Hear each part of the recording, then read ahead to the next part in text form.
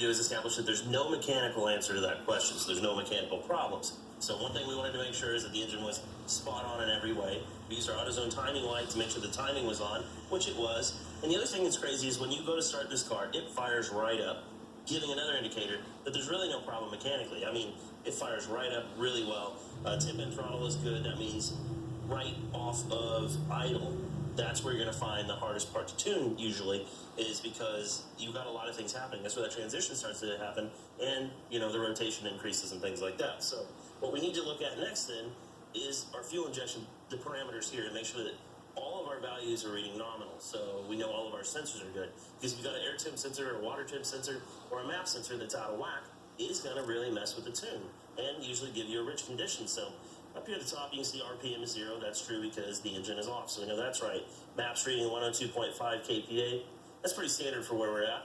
And as we go down, we can see that coolant temp is 69 degrees. I believe that. We can go all the way down here too and look at air temp as well and see that that's at 75. I believe that. So, okay, we're good there.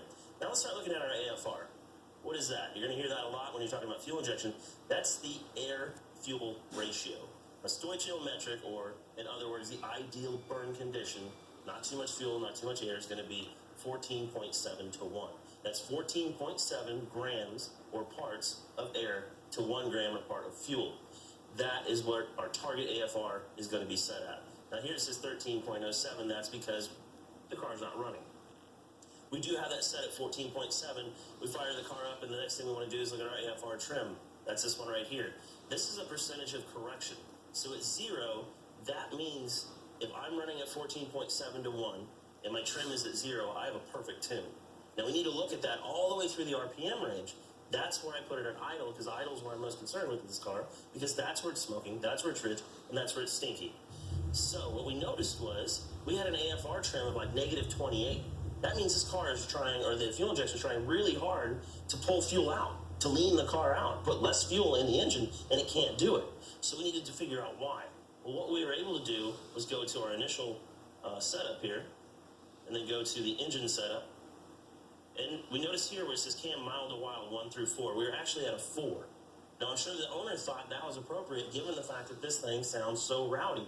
But really, we were carrying really good vacuum, and we started backing that down.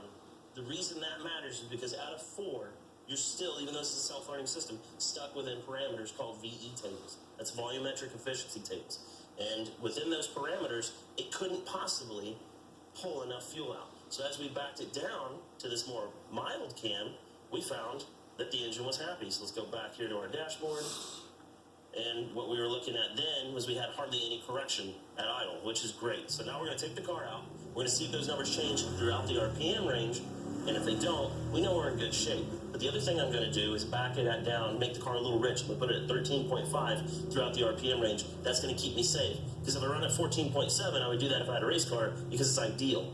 But that also puts me really close to the danger zone of going into 15, 16 range, where I can start having extra heat, more detonation, and engine go boom that bad.